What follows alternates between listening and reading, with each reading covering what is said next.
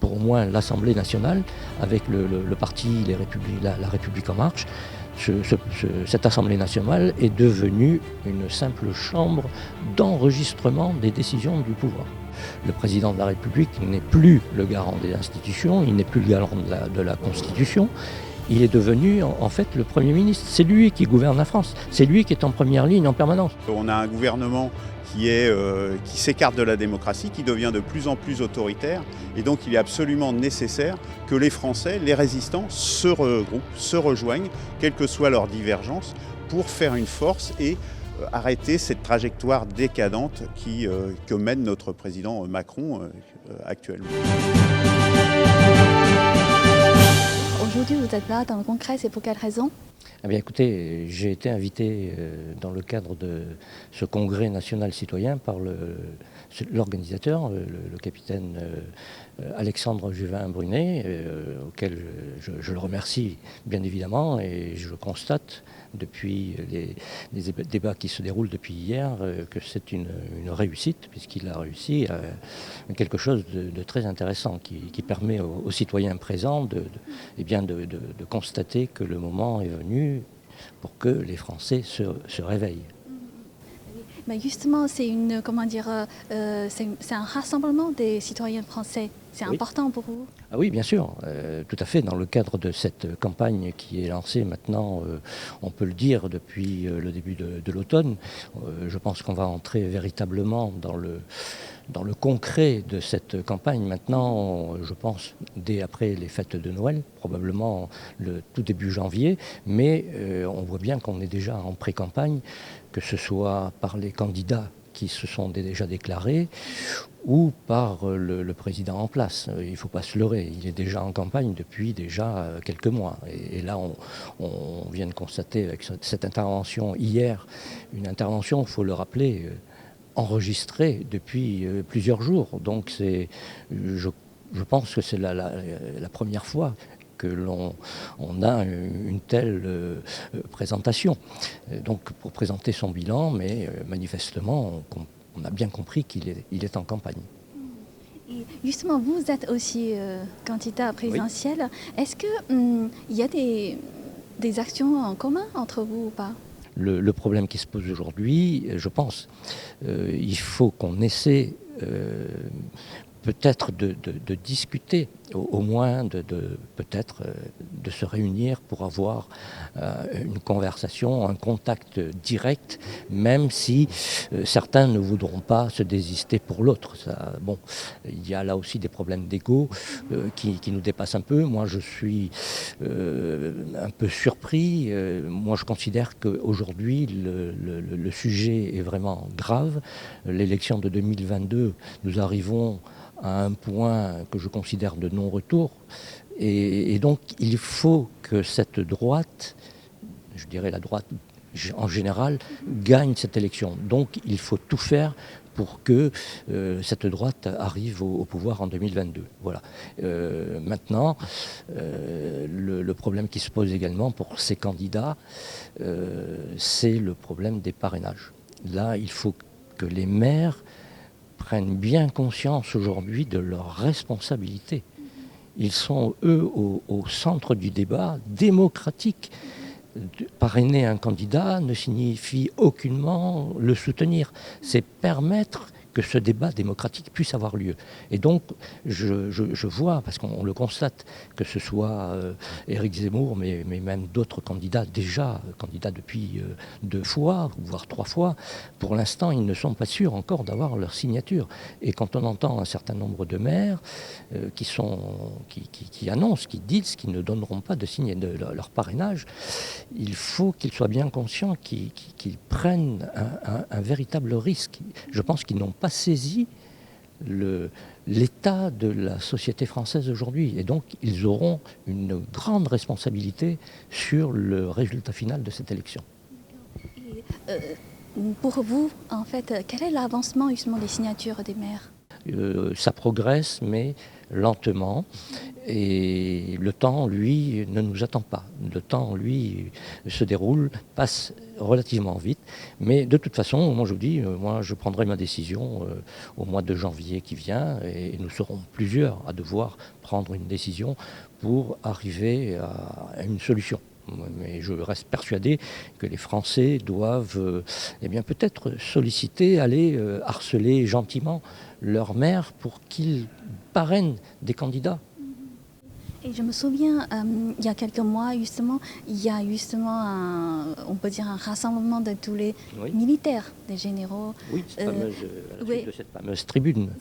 Oui, bien sûr. Quelle est la suite ?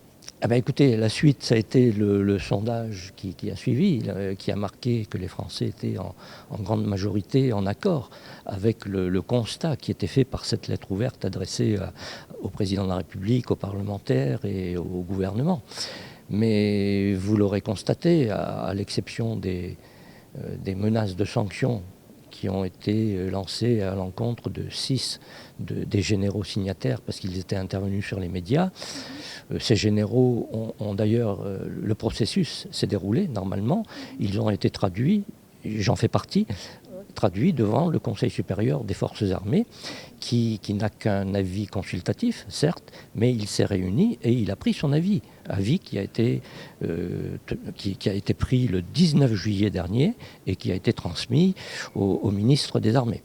Donc, nous sommes le 15 décembre, pour l'instant rien ne s'est déroulé. J'imagine que le président de la République a beaucoup d'autres chats à fouetter, j'imagine. Et puis peut-être que médiatiquement, si on sanctionnait des généraux qui ne se sont exprimés que sur la situation du pays, c'est un cri d'alarme qui a été lancé. Voilà, c'est tout. Donc nous en sommes là maintenant, voilà, nous attendons. Et selon vous, quel est le bilan justement du président Macron ? Ah ben écoutez, moi je considère que son mandat il s'est terminé en réalité en début d'année 2019. Au moment où, vous vous souvenez, les Gilets jaunes, ça a commencé au mois de fin octobre 2018, je crois, ou novembre 2018. Et 2019, en janvier, la situation était véritablement presque insurrectionnelle. Le pouvoir est très inquiet. Et bon, il y a un certain nombre de choses qui ont été faites pour calmer les choses. Mais manifestement, à partir de ce moment-là, moi je considère que M. Macron a ensuite été dans l'incapacité, dans l'impossibilité de prendre des décisions, de réformer la société française. On a vu avec la réforme des retraites, par exemple, cette réforme qui est tombée à l'eau, et d'autres sujets également. Donc, 2020, la crise sanitaire est arrivée, le Covid-19, et moi je considère que c'est une aubaine pour lui. Il a considéré que cette crise sanitaire était une véritable aubaine pour lui pour pouvoir se représenter et arriver, comme je le disais, en début d'année prochaine, comme étant le sauveur de la France. Pour moi, il a instrumentalisé cette crise sanitaire selon ses propres intérêts. Ces fameux conseils de défense, moi je rappelle qu'il y a un conseil de défense à répétition. Moi je considère que le conseil de défense, comme son nom l'indique, ne doit concerner que les problèmes de défense. C'est pour cette raison que ce qui s'y dit est secret et ne doit pas sortir des gens qui y participent. Et donc le président a voulu utiliser justement cette crise sanitaire pour pouvoir prendre un certain nombre de décisions, et là encore, sans contrôle du Parlement, puisque c'est secret et que c'est donc du pouvoir absolu, si je puis dire. Pour au moins l'Assemblée nationale, avec le parti la République en marche, cette Assemblée nationale est devenue une simple chambre d'enregistrement des décisions du pouvoir. Voilà, pour moi, il y a là un vrai problème dans le fonctionnement de notre démocratie. Et selon vous, c'est le militaire, les généraux peuvent sauver cette partie-là, la démocratie ? Ah, ben écoutez, les généraux peuvent peut-être, le fait d'avoir porté un uniforme, certains citoyens peuvent être inquiets et se poser des questions, tout de suite l'image de la dictature. Eh bien non, je le démontre d'ailleurs, notre rôle a été de lancer ce cri d'alarme à nos dirigeants. parce que nous tenons à ce que la France soit la France et que les Français qui ont été plongés depuis maintenant de nombreux mois dans la souffrance puissent avoir un espoir d'avenir.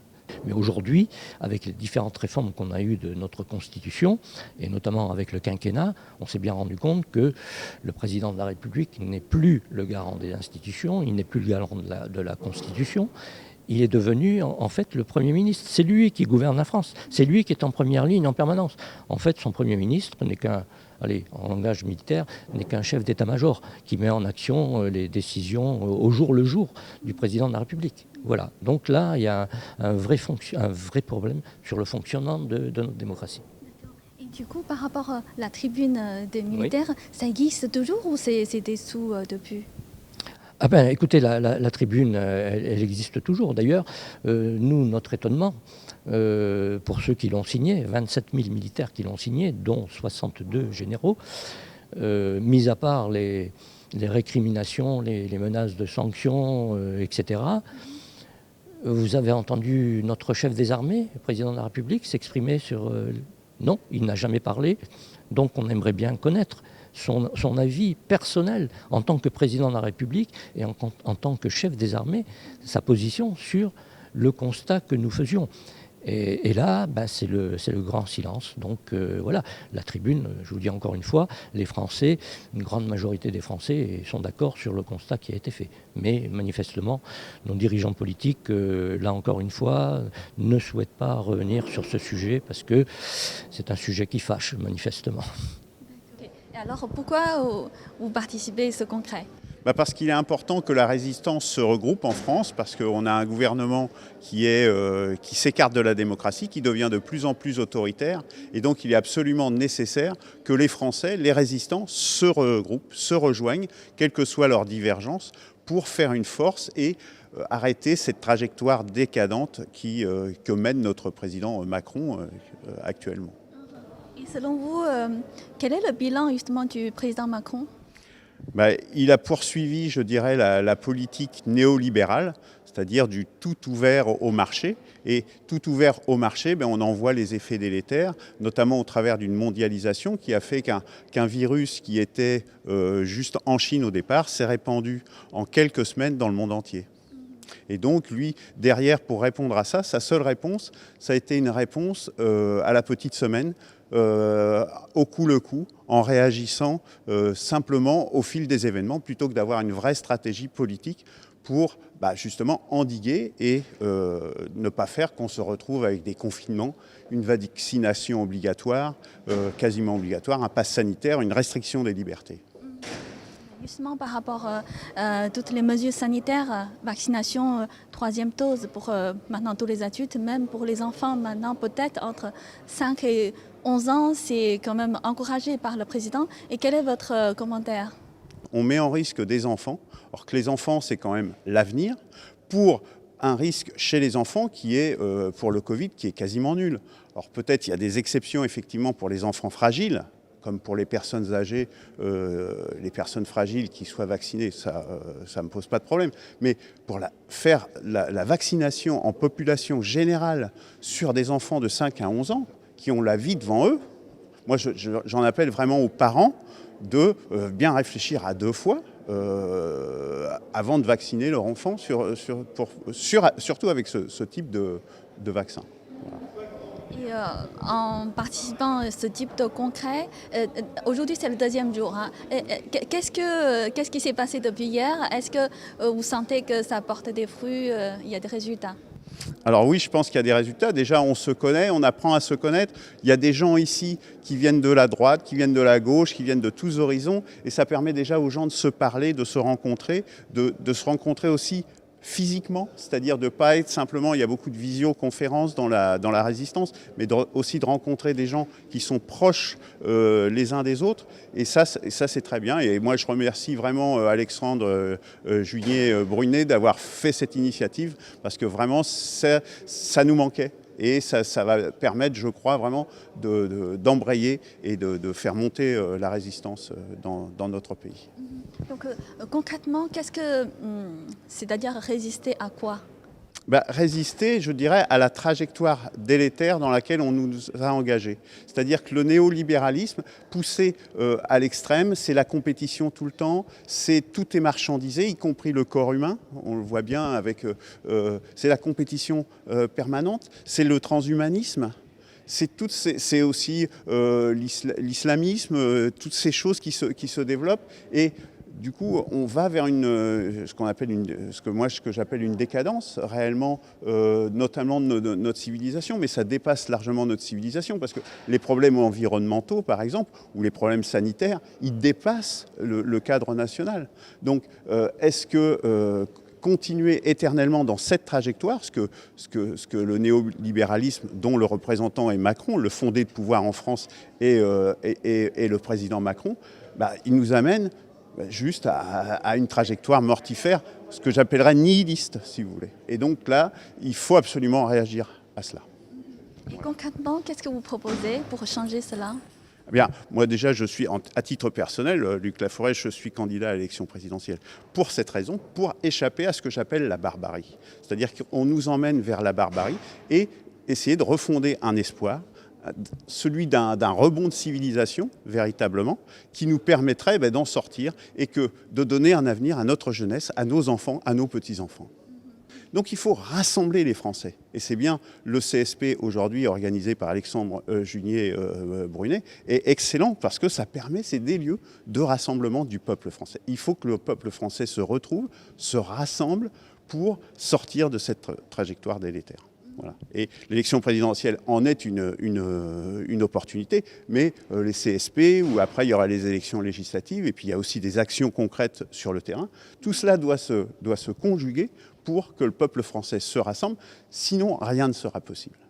Aujourd'hui, le problème en France, c'est que le pouvoir il est concentré dans une seule main, qui est celle du président de la République, depuis qu'il y a l'élection législative qui est juste après l'élection présidentielle.